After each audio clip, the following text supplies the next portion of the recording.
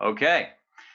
Hey everyone, welcome to Sanity's Cove YouTube channel. My name is Joshua. I'm the pastor of Fairfield Chapel and the proprietor here at the Sanity's Cove blog. And I'm excited because I got a special guest with me today, Tim Dennis. Now, Tim, I knew him about 5 years ago. We were both working with students and young adults in the great city of Nottingham at the time. And first I went off to Fairfield to be a minister, and shortly after I left him, he has become a curate, but we will forgive that. But I am excited. I am excited for what Tim is up to right now in the midst of this lockdown. But I'm not going to even talk too much about it. I'm going to say, Tim, you just give maybe a word or two about yourself, who you are, and what you're doing right now. Yeah, of course. Thanks so much, Josh, for having me on. Yeah, my name's Tim. I'm married to Jane. I've got 5 kids, all beginning with E. So the eldest is 9, the youngest is 1. So yeah, lockdown life is fun in the Dennis household. I am a curate, as Josh said, in the Church of England, and I work in the parish of Winklebury and Worthing, which it sounds like something name of a place from a kids' TV show, doesn't it? Or Yes. like a Miss Marple Who Done It, if you're familiar. Yeah. Yeah. So Winklebury and Worthing. Yeah. Fairfield, where I am, is a bit like a Miss Marple sort of village. Okay. Tim, We're part of Basingstoke, so we're part of a Yeah. town, so Yeah. like a suburb, but sort of an old village that's been engulfed by the town. Yeah. So you got all your kids. I got 4 kids. You beat me by 1. I think I was ahead of you when we were in Nottingham, but now you've come back and you beat me now. So well done. Thank you. Doing home education, not homeschooling, but distance learning. With yeah, that's a neat surprise. Yep. But as much as we could talk about the quarantine, I really want to talk about you have kind of been the lead in putting together some fantastic resources that Christians can use at this time to reach out to the world around them. Can you tell us a little bit about those resources? Yeah, sure. So I've been involved in putting together a website called lookforhope.org. And it's a website full of blogs and a few videos that are purely evangelistic. So they're designed to give people who are searching for hope, who've got big questions at the moment as they're facing issues of struggles of anxiety, struggles with mental health, maybe they've been furloughed, lost their jobs, exams cancelled, so on and so on. It's designed to speak to them, to gently, and we hope winsomely, point them to Christ, because that's where our hope is found. Yeah, that's what the website's about. It's an interesting story as to how it came about. I never thought I'd be putting together a website ever. No. So what was you told me before that this kind of came about when you just made a short video for a few of your friends. Is that right? Yeah. It sort of came from a place of frustration, really. It was the beginning of lockdown, and I noticed that loads of churches were putting out some really great content for church members. But I was thinking, what about all the people outside the church? How are we going to connect with them? Yeah. So I thought I'd make a video, and I made a video. It was all right. I mean, it's on the website. It's 9 minutes long. It's way too long. It's the first one I've done. Yeah. But I made it for my mates, and it got a bit of traction. And I thought, oh, this is interesting. People are wanting to engage. Yeah. And so I did another video. And then I thought, what if there was a way that we could produce resources that were more widely shareable? Yeah. Help just normal everyday people like me share Jesus with Yeah. their friends. So I emailed a whole load of friends and just said, I've had an idea for a website. At this point, I couldn't design a website. I just had an idea. I said, will you write something? Will you write a blog? And amazingly, people did. Yeah. And the website was born. Oh, fantastic. Yeah, I saw one of those videos. I think it's just 2 minutes long, but it presented the gospel in such an engaging way, an animated way. Freedom Restricted. Say it again. Freedom Restricted.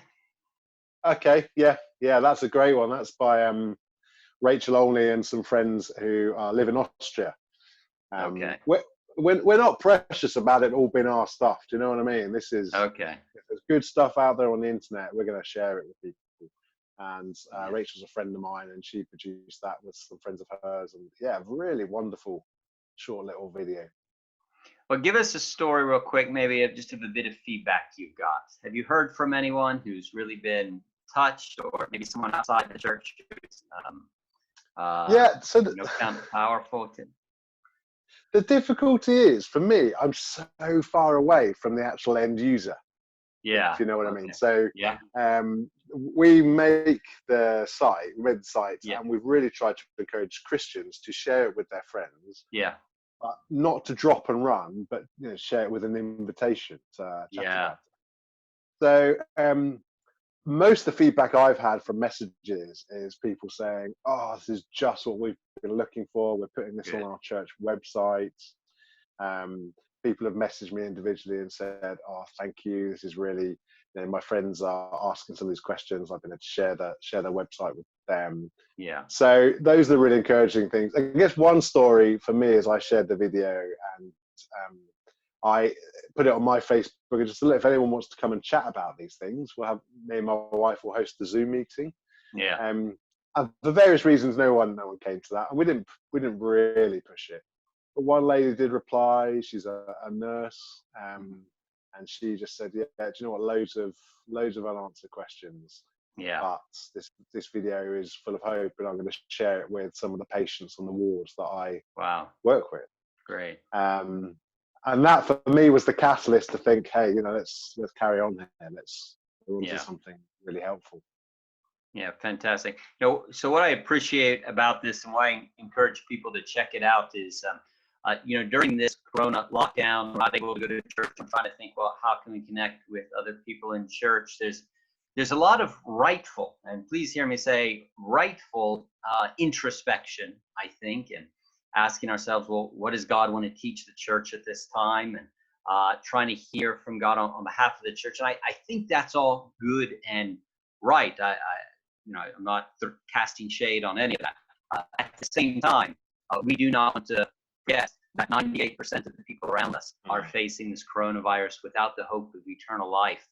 And that while we're asking what can the church learn, we still want to be faithful witnesses in the culture around us. So I think these resources are helping us to strike that balance. So many people are speaking to the church at this hour, but also someone to lead the way in regards to reaching out.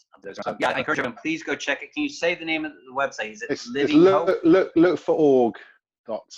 No, look for hope.org. Gotta get that right. And all our social media channels are at Look for Hope 19. All right. And we've tried to put articles up there that are really engaging. Instagram, Twitter, Facebook. Oh, fantastic. So lastly, before we go, and you can say I don't know to this, because a lot of times I feel I say I don't know, but as a curate, as someone in church leadership, I'm getting asked, maybe you are getting asked to, what are some lessons God might want us to learn out of this whole coronavirus experience? What sort of wisdom is heaven maybe trying to impart to our congregations through this, really unusual time? Hearing a lot of different voices out there. Is there anything you're kind of feeling in your heart for the church? I think what we're realizing is we're all looking for connection. Okay. And we really feel the pain of isolation. And it's interesting, isn't it, that we're so wired for relationships, to love and to be loved. And yet, even in lockdown with our families, we realize that even our closest relationships are hard. They're frustrating. It should be easier than this. And I love my family. So it's not just me and my kids then. No, it's hard. Yeah. And so I think collectively we're realizing that there's something about humanity that has to be relational. Yeah. And we could just put that down to genetics, carbon chemistry, DNA doing its thing, but that just seems really weak. And I think as a church we should be thinking, do you know what, we are made to be connectional. How do we live that out in a new way? How do we live that out in a very real way, an honest way? Mhm. And one of the great things is, I think for years people have been saying, church online, it's the future. Yeah. It's not, is it? it's really not. It's weird. I'm part of a church network right now, and a lot of the churches are older and the ministers are older. I've heard them say, "We're never going to do church online."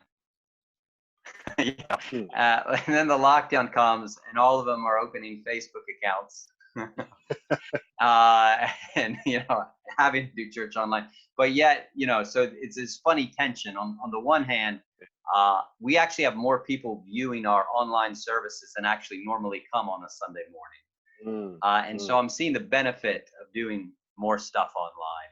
But at the same time, as you say, it does not replace being in the flesh with somebody. No. I And think the challenge is, how do we then draw those people who are engaging into community? Yeah.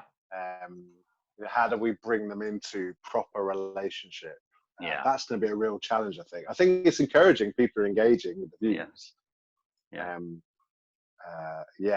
And also we've got quite a few elderly members of our congregation who can't get to church. Yeah. I think now we're suddenly thinking, do you know what? Is there a way that we can use technology to include them more permanently?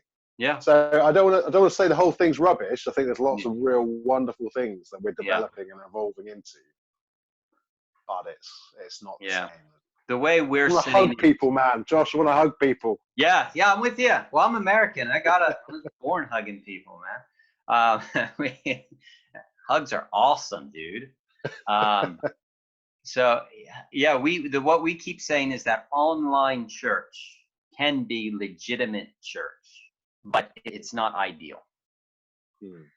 We are incarnate people. We have physical bodies, and so many times Jesus touched people, even when it was against the law and he wasn't supposed to touch unclean people.